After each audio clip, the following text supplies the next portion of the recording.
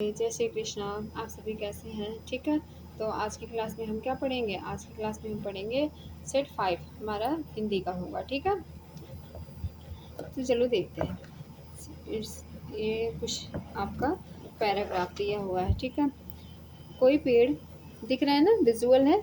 हाँ ठीक। कोई पेड़ 1 वर्ष बाद ही मर जाता है। सब पेड़ मरने से पहले संतान छोड़ जाने के लिए व्यग्र हैं। बीज की गांच वृक्ष की संतान है।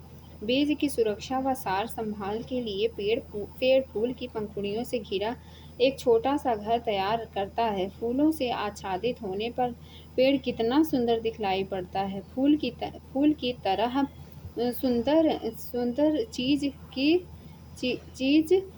और क्या है? ठीक है, सुंदर चीज और क्या है? जरा सोचो तो। गाछ वृक्ष तो मटमैली माटी से आहार व विषाक्त वायु के अंगारक ग्रहण करते हैं। फिर इस अपरूप उत्पादन से किस तरह ऐसे सुंदर फूल खिलते हैं। तथा सुनी होगी पारस पत्थर की, जिसके परस से सोना लोहा हो जाता है। ममता का परस पाते ही मानो माटी व अंगार से फूल बन जाते हैं। खुशी के मौके पर हम प्रफुल्लित होकर अपने प्रियजनों को निमंत्रित करते हैं। उसी प्रकार फूलों की बहार छाने पर गांव वृक्ष भी अपनी बंधु बांधवों को बुलाते हैं। मधुमक्खी व तितली आती हैं।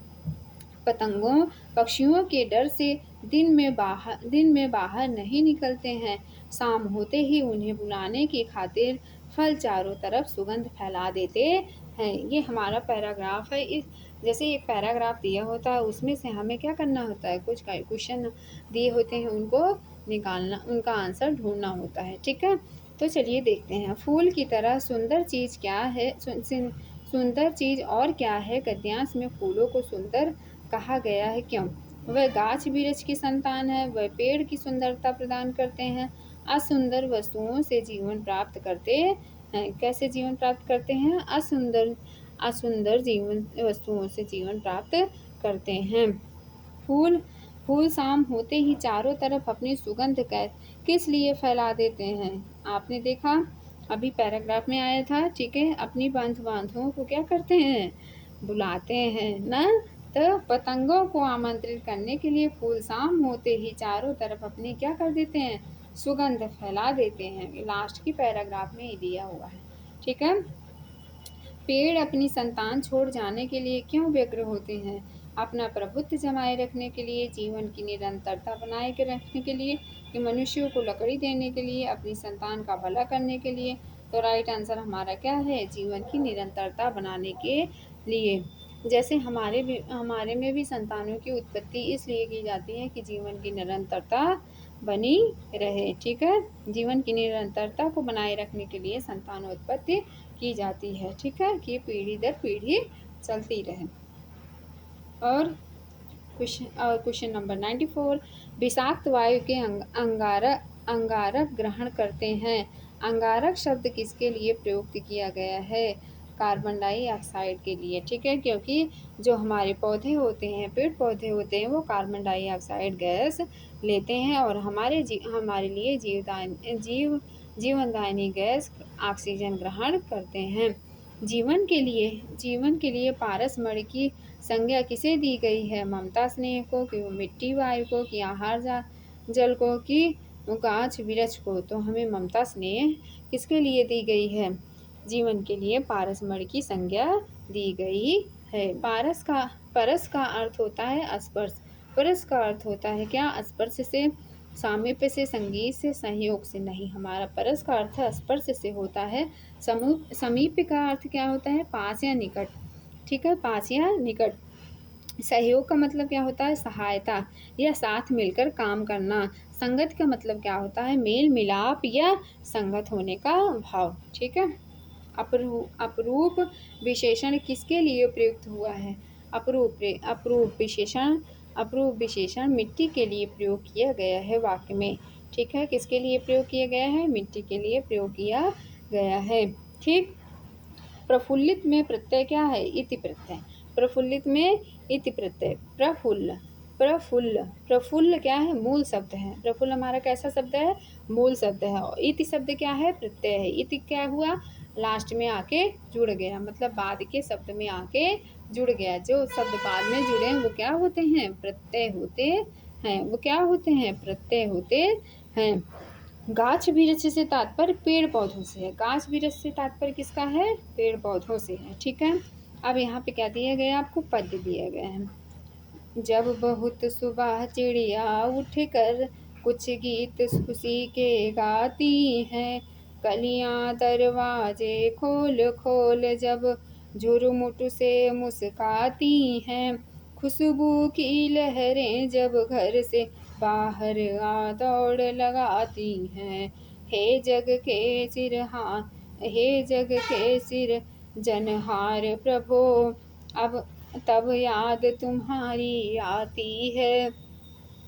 जब जब बहुत सुबह चिड़िया उठकर कुछ गीत खुशी के गाती हैं, कलियां दरवाजे खोल खोल जब झुरमुट से मुस्काती हैं, खुशबू की लहरें जब घर से बाहर आ दौड़ लगाती हैं, हे जग के सिर जनहार प्रभु, तब याद तुम्हारी आती है।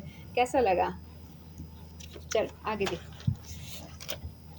जब जब छम छम बूंदे गिरती हैं, जब छम छम बूंदे गिरती हैं, बिजली चम चम कर जाती है, जब छम छम बूंदे गिरती हैं, बिजली चम चम कर जाती है, मैदानों में वन बागों में जब हरियाली लहराती है, मैदानों में वन बागों में जब हरियाली लहराती है, जब ठंडी ठंडी हवा कहीं से मस्ती ढोकर लाती है, जब ठंडी ठंडी हवा कहीं से मस्ती ढोकर लाती है, हे जग के सिरजनहार प्रभो, तब याद तुम्हारी आती है, हे जग के सिरजनहार प्रभु, तब याद तुम्हारी आती है। ठीक। रचनाकार को प्रभु की याद कब आती है? रचनाकार को प्रभु की याद प्रकृति की सौंदर्य, ये सारी चीज़ें क्या मैटर कर रही हैं हमारे लिए? प्रकृति को दिखा रही हैं। जैसे धूल हुआ ना, और हरियाली हुई, ठंडी ठंडी हवा हुई, ठीक है, और क्या, और उसके बाद छम छम जल की बूंदें हुई, सावन के मौसम की जो बरसात होती है ना, बिजली चमचम कर जाती है। जैसे जो क्या होती है, जब बहुत ज़्यादा बारिश होती है तो क्या होते हैं? बादल फटते हैं ना, फटते हैं कि नहीं फटते?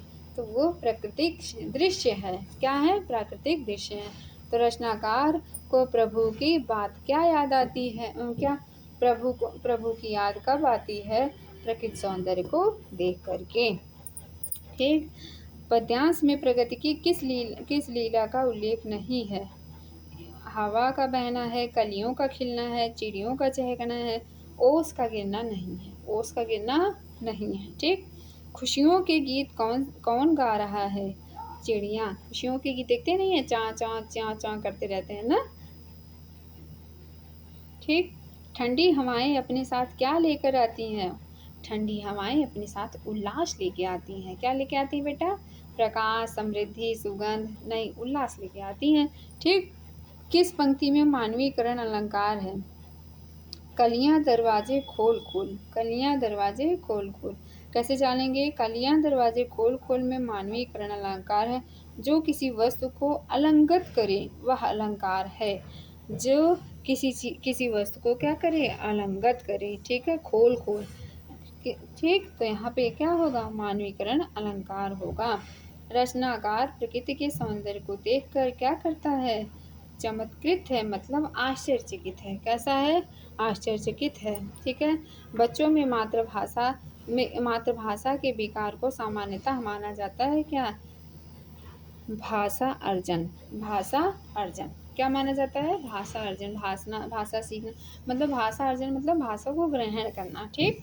और भाषा सीखना नहीं, भाषा का आत्मसातकरण नहीं, अमूर्त भाषा का विकास नहीं। ठीक है, तो भाषा सीखने के आरंभिक वर्षों में कहानियाँ क्या करती हैं, नैतिकता के लिए होती हैं, दोहराव तथा पुनरुत्पादन के लिए होती हैं, अपने समाज के बारे में सीखने के लिए होती हैं।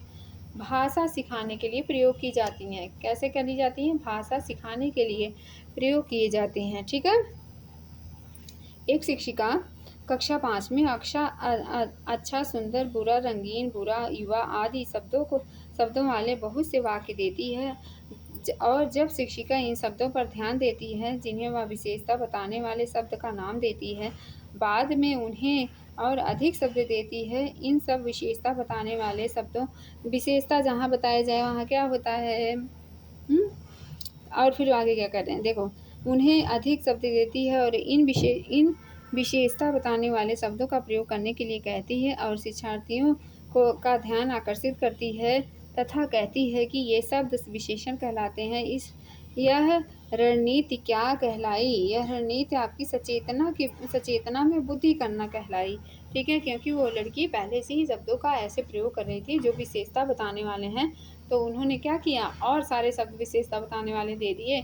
ठीक है, तो इसमें किसकी बुद्धि वृद्धि की, सचेतना की वृद्धि कर दी। ठीक, कौन सी विधि दोहराव वाले अभ्यास को एक बड़ी प्रविधि मानती है, श्रव्य भाषावाद को। ठीक है, बहुभाषिकता क्या है, मातृभाषा घर की भाषा के आरंभ करके विद्यालय में और भाषाएं जोड़ने की ओर बढ़ना होता है। ठीक है, हिंदी भारत की कैसी है, राजभाषा है। हिंदी भारत की कैसी भाषा है, राजभाषा है। ठीक है, शिक्षार्थियों द्वारा लिखने पढ़ने में की गई त्रुटियों को समझा जाना चाहिए। कैसा, उनके सीखने में बाधा, भाषा सीखने की समस्या, त्रुटि सुधार के लिए संकेत, सीखने के लिए क्या करना चाहिए, संकेत करना चाहिए। ठीक है, शिक्षार्थी एक अच्छे लेख के विकास के लिए कई चरणों से गुजरते हैं। यह उपागम क्या कहलाता है, लिखने का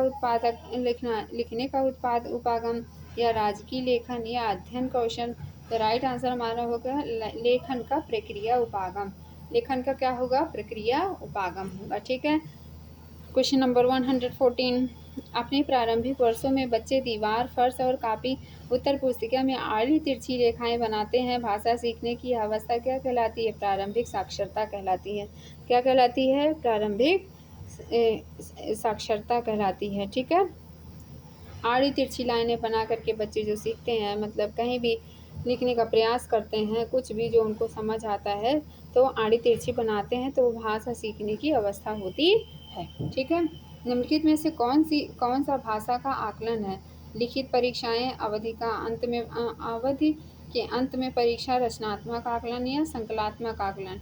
तो राइट आंसर हमारा क्या होगा, रचनात्मक आकलन। क्यों होगा, क्योंकि सीखने का रचनात्मक आकलन हमारा सीखने का आकलन होता है। कैसा होता है, सीखने का आकलन होता है। रचनात्मक मूल्यांकन में शैक्षिक कार्यक्रम, योजना, प्रक्रिया और उसकी उपयोगिता का आकलन किया जाता है।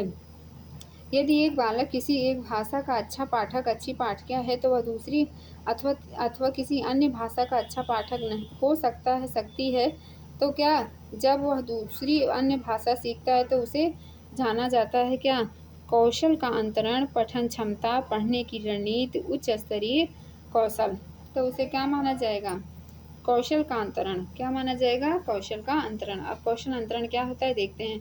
कौशल अंतरण इस कौशल में बालक किसी एक भाषा का अच्छा पाठक होता है, वह दूसरी तथा अन्य भाषा अच्छा पाठक हो सकता है या दूसरी भाषा को सीख सकता है। ठीक है, तो ये क्या कहलाएगा, कौशल का अंतरण कहलाएगा। कौशल का क्या कहलाएगा, अंतरण कहलाएगा। सीखने के प्रतिफल क्या है, वह दक्षताएं जिन्हें शिक्षार्थी द्वारा किसी पाठ्यक्रम के अंत में प्राप्त कर लेना चाहिए या प्रदर्शित करना चाहिए। ठीक है, निम्नलिखित में से कौन से दो उपचारात्मक शिक्षण के मुख्य उद्देश्य हैं। उपचारात्मक शिक्षण शिक्षार्थियों के सीखने को बेहतर करने के लिए है। उपचारात्मक शिक्षण शिक्षकों के शिक्षक में बदलाव करने के लिए है। उपचारात्मक शिक्षण शिक्षकों द्वारा अपने शिक्षार्थी को समझने के लिए है। और क्या कह रहा है, उपचारात्मक शिक्षण अभिभावकों के लिए है कि वे जाने के कुछ शिक्षार्थियों के सुधार की आवश्यकता क्यों है। तो राइट हमारा आंसर क्या है, उपचारात्मक शिक्षण शिक्षार्थियों के सीखने के बेहतर करने के लिए होता है। Very good.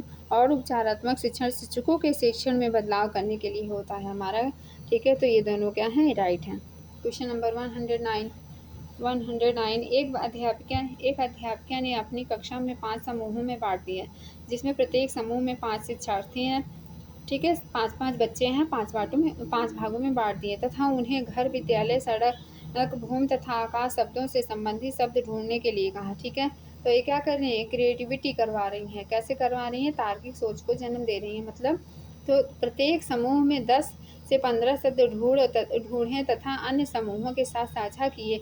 अध्यापिका ने यह शब्दावली शिक्षण के लिए कौन सी प्रविधि अपनाई, शब्द तथा वाक्यांश की शब्दों का वर्गीकरण की नियामक शब्दावली की थीम आधारित शब्दावली उन्होंने करवाई। राइट आंसर यहाँ क्या होगा, थीम क्या होगा, थीम आधारित शब्दावली।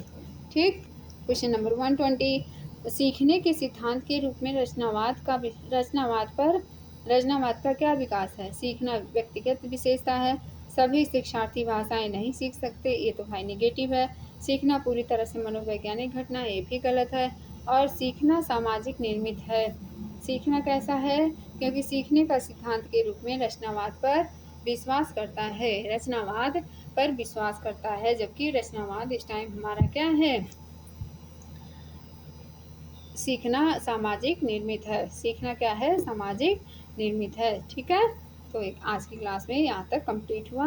आपका सेक्शन 5 हिंदी कंप्लीट हो गया। ठीक है, इस बुक का seated and STS paper first का। ठीक है, ये आपके रोहित वैद्वान की बुक है, बहुत ही अच्छी बुक है। ठीक है, तो इसमें सीडीपी और हिंदी हम सेट नंबर 5 तक पहुँच चुके हैं। ठीक है, इसमें सीडीपी और जब हिंदी कंप्लीट हो जाएगा तो उसके बाद हम एवीएस और मैथ कंप्लीट करेंगे। थैंक यू क्लास, ऐसे ही बने रहिए और अपना प्यार सपोर्ट करते रहिए। बहुत बहुत धन्यवाद।